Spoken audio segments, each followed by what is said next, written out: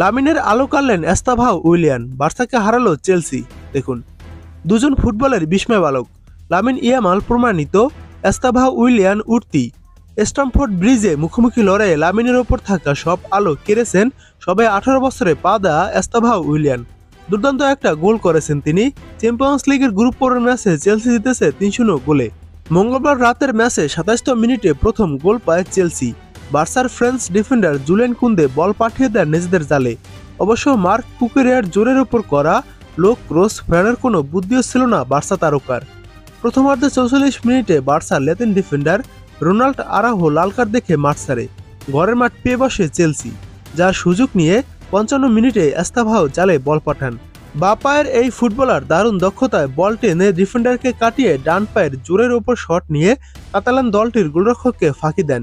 Champions লিগে Kylian Mbappe ও Erling হল্যান্ডের পর কম বয়সী হিসেবে টানা 3 ম্যাচে গোলের কীর্তি গড়েন এই ব্রাজিলিয়ান তারকা। বার্সার জালে শেষ পেরেক ঢুকে দেন লিয়াম ডিলাপ। ম্যাচের 73তম মিনিটে গোল করেন তিনি। এই জয়ে 5 ম্যাচ শেষে সেরা 8-এ ঢুকলো চেলসি। বার্সা নেমে দাঁড়ালো 15-তে।